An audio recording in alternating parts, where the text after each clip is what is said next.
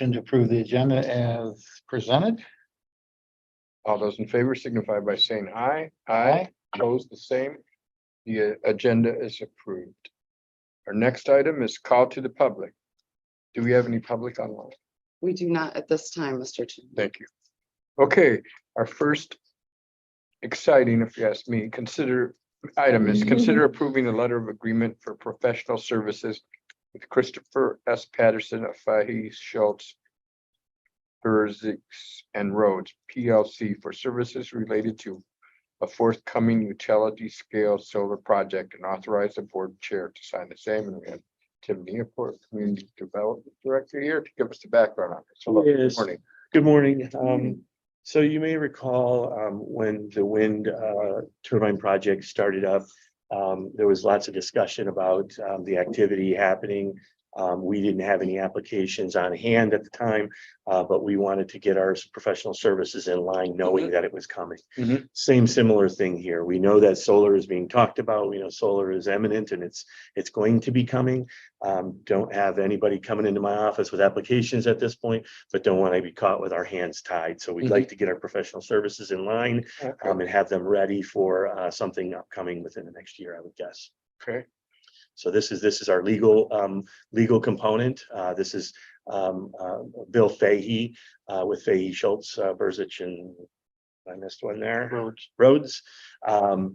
They represented us on that wind turbine case. They did a great job. I also worked with Mr. Fahey in the Co-Township Wind Project, which was my experiences with their office.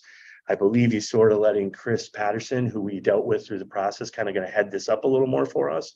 But he is going to be, Bill Fahey, he is going to be the person we'll be working with as well with the firm.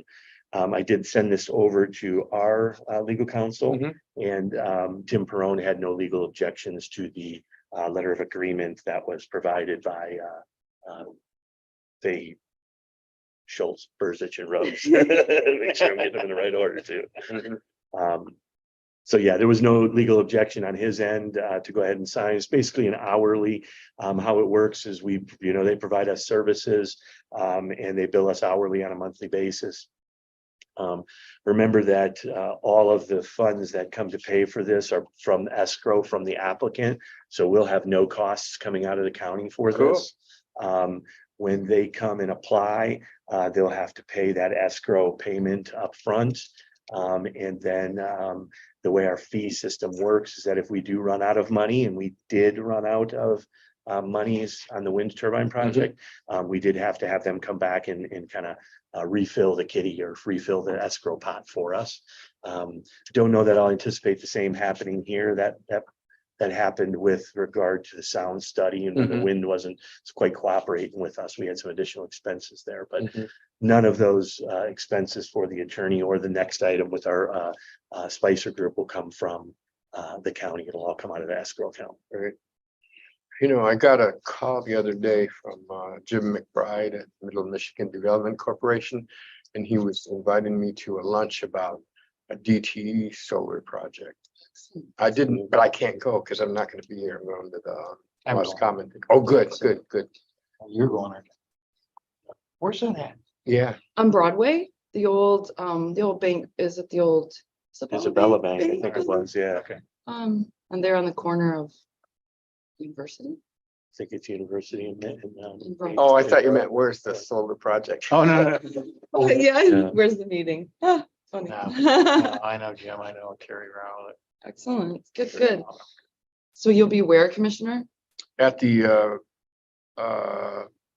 the thing that's about The accelerator. the The accelerator. accelerator. Yeah, fair. yeah. Excellent. So I couldn't go to that, but I'm glad you all are. Glad you're going to that. It's good. Hey, I did have one question, Mhm. and I don't know why they do this. I really don't like this in a document. But this is on page, top cover letter. yeah.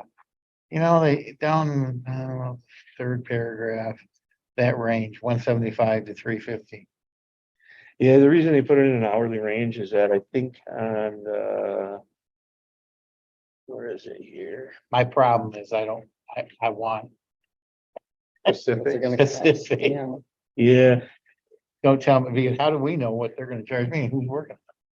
Well, that's just it, is I think there are some attorneys in the office, and that's what it is. There's three attorneys Yeah. and they're labeled in here and they all have different rates. Yep. Bill's is the principal because he's a principal there. So each one of them review different things. I agree with you. It doesn't give us a good idea of how many hours he's gonna work on it to how many hours he's gonna work on it and so on, but it is a common thing that we have seen. I'm just saying, I don't know. Yeah, I get you. I got you. I got you. They do name Yeah, it, somewhere the in there. specific rate. It looks like, Well, they used to, yeah, they were saying. you know, that. regard, you know, based on who. Yeah. All right, I disapprove of that. Duly noted. Okay, I'll make a motion to consider approving the letter of agreement for professional services with Christopher S. Patterson of Fahey, Schultz, Beerzer, and Rhodes PLC for the services related to forthcoming utility scale solar project, and authorize board chair to sign the same. Support. It's been moved and supported to move item 4 to the work and regular session of the county commission next week. All those in favor signify by saying aye. Aye. Opposed, the same. The ayes carry. Item 4 will be forwarded to next week's county commission meetings. Okay, our next item is consider approving the professional service agreement with Spicer Group for services related to an application for special land use and site plan review for a forthcoming utility scale project, and authorize the board chair to sign the same. Okay, Ted, what do we got on this? So this is the same project, just the professional services for the actual site plan and special use review. Again, Spicer worked with us on the wind project. We worked with them in the Co-Township project. They have plenty of experience here. We sent out some information to receive their experience and what they were like for moving towards professional services with them. And we feel that they've got everything we need for professional services. We did send this over to legal counsel here. Legal counsel didn't want just a letter of agreement pulled together. So legal counsel has put together a what do you call it? I think professional services agreement, professional service agreement that was put together by Tim Perone, our attorney. And has been submitted back over to Spicer for signature. Haven't received it back from them with signature yet, but that has been sent to them.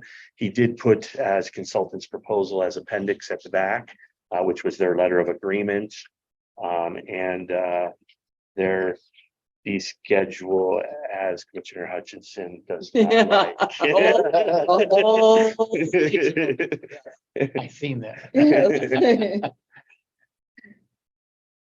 Yeah, we're very confident again that Spicer Group, has all the tools to be able to work through this project as they did with us on the wind turbine project. They did in here establish a estimate on their end of what they felt the costs would be, and Tim Perone did apply that to the professional services agreement, and I believe it was not to exceed $75,000. I think they said between 50 and 75 was in their proposal. Tim took the high end of that. In the event that we go over the 75,000, I would need to come back to the board, let you know we've expended that escrow. We're reaching out for more escrow monies and we were gonna, spend more money basically doing it. So we would be back in front of you if it was over 75. Great way to handle it. Yeah. Yeah, exactly. Okay, I'll make a motion to consider approving the professional service agreement with Spicer Group for services related to the application for special land use and site plan review for the forthcoming utility scale solar project, and authorize the board chair to sign this. Support. It's been moved and supported to move item 5 to the work and regular session of the next week's county commission meeting. All those in favor signify by saying aye. Aye. Opposed, the same. The ayes carry. The item will be moved forwarded to the work and regular session of the county commission next week. Thank you. Our next item is consider approving the creation of up to 4 irregularly scheduled season employee positions, building, mechanical, electric, and plumbing inspectors within the inspection division of the Community Development Department effective immediately. Yeah, so this one is a little different. I want to give you a little background on this. So for more than 15 years, probably closer to 18, 19 years, in the inspections department under the Building Inspections Fund, we have hired independent contractors to do our fill-in work. I just brought to you earlier in year 3 contracts from 3 past employees to renew those contracts.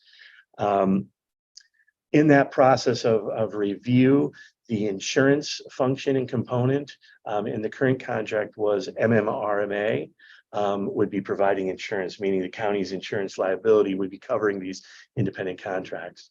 That got sent over to legal for review, and legal came back and essentially said, we can't do that. We're not allowed to provide for independent contractors our liability coverage. So what he did provide for us was an addendum to the contracts, which was the liability coverage that they would each individually need to have, sign, and bring that coverage to us, knowing that they had coverage from the individuals. When we received that, I spoke with the 3 of them. 2 of them a little more diligently than one of them, just because I couldn't get a hold of them. They were not very happy with that. They didn't want to have to pay for their own insurance.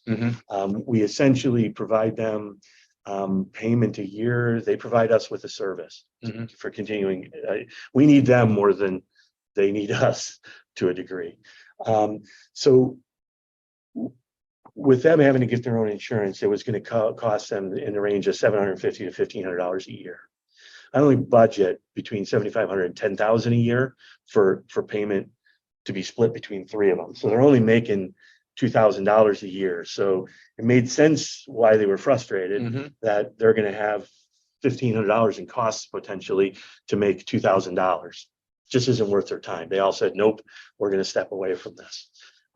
So I had a little bit of discussion with them about if there was other options, if I could come up with something else, would you still consider? They indicated they would. So I came to Administrator Frost, had a conversation initially around what if we held them on a retainer, like we do an attorney? We pay a retainer fee to hold them. Then when we need them, we can use them. If we gave each one of them $1,000 annually, it would help cover their insurance costs and such. You know, just kind of trying to be creative with it a little bit and still bring somebody in. I think Administrator Frost liked it. I liked it. Unfortunately, the guys still didn't like it. And the purpose was, and I understood it once I heard from him again, was any attorney had said that was okay. And he kind of gave us language to do that. And so we were all ready for them to go sign again. And their bigger concern was if somebody challenges the decision that they made, the inspection out there, and they get sued, they can still go hire an attorney and bring an attorney in to defend their side. We'll have our attorney defending what we did. They'll have to have their attorney defending what they did for us. And they said there's still a lot of liability out there for a couple $1,000s. So again, went back to the drawing board, said, okay, don't run away from me yet. Let's see if we can think of something else. So I started thinking about how Parks operates with seasonal employees. So I wonder if we can run like on-call seasonal employee activity or something. So I talked again with Administrator Frost. We said, let's go to the attorney and talk. So I sent some emails off to the attorney. We had some conversations over the telephone as well. He was okay with that. He doesn't like the words on call. He said, I would rather have you hiring like on an irregular basis. I said, well, sort of that hits it on the nail. That's what we're doing anyhow. Somebody's on vacation in July. We know the week they're off. We're scheduling them now just for that week in July. They don't have a regularly scheduled, they don't have a regular schedule for employment. They have more of a irregular schedule for employment. So we got away from the on-call kind of discussions and are looking to move towards hiring seasonal employees rather than independent contractors to do our fill-in work. The current county policy defines what a seasonal employee is and what benefits they receive. And I kind of included that as an attachment, just the one page here. So I'm ready to move forward. I like it. So I'm trying to bring it to you to see if you're okay with moving forward with us using seasonal employees to provide that continuation of services. If not, we have to go back to the drawing board. And I think I've sort of been through all the. Yeah, I don't know that I have any more ideas for us outside the box to utilize. From a cost standpoint, this all again comes from the building inspections fund. So it bears nothing to the general fund at all. Right, from the fees and all that. Yeah, from the fees for services. The one thing that in the conversations we had with the attorney was we typically have paid these guys on a piecework basis or a commission basis. You get $50 per inspection, go do the inspection, we tally it up at the end of the day, and we cut you a check for, however many inspections you performed for us. The attorney did say we would want to pay these guys a wage. So the proposal moving forward would be is these seasonal employees would receive minimum wage plus a commission. So they're receiving the minimum wage so that we're paying them and we're legal with regard to, labor standards. So that acts. makes it the seasonal. And it would, create this seasonal type of position, but we could still pay them the commission. We have to still provide them some incentive to come and do the work. Sure. Nobody's going to come and do it. So we basically are going to look towards minimum wage for these seasonal employees with the $50 commission for each inspection that they provide. So they will make a little bit more money than they were making as an independent contractor from us, and they won't have to worry about the insurance. But we're able to provide that continuity of services to our to our citizens and our builders and contractors and alike. What do you mean they won't have to worry about the insurance? What do you mean? Well, the insurance then as seasonal employees, the liability insurance, they won't receive medical or benefit insurances from us, but they will be under seasonal employees. They will be protected under MMRMA, which they weren't as independent contractors. And so the liability or getting sued, it would be our attorney representing us being. We're gonna be on the hook for it. Right, exactly. We Okay. will be paying those, which we Yeah, are. we did that work. I mean, Yeah. that contract. We're currently under that with our full-time employees now. We're under that same hook for it. Mhm. It's just we would be adding these 3 positions or 4 positions.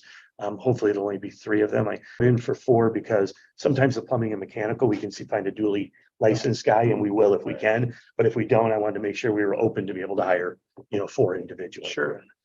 So that's kind of the nuts and the bolts of it. I don't know if you have any questions about how we handled things in the past or questions about where we would be moving forward. Nicole, our Administrator Frost and I have discussed that, if we move this forward, that I will be pulling it like a job description together and the other things to be able to go hire these employees Got it. if the board moves forward. If you're not going to move forward on it, I didn't want to waste my time putting all that stuff together out in advance. It's going to be very similar to our full-time guys, just on a seasonal basis. They're going to go and do an inspection for us, and they're going to be compensated differently. Super creative, yes. It's a great solution.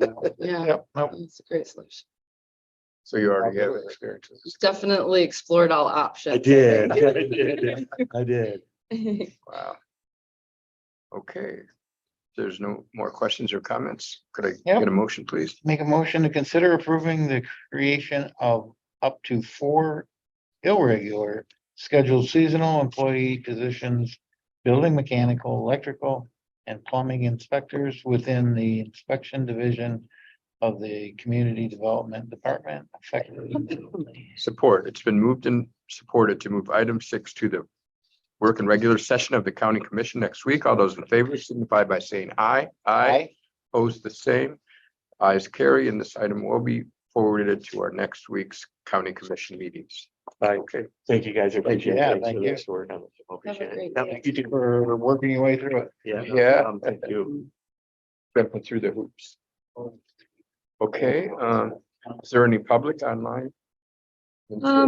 Sheriff Michael Main has joined us, but I don't see his hand up to speak, so he must just be observing. Okay. That's the case. I will adjourn the meeting of the Human Resources and Public Works Committee.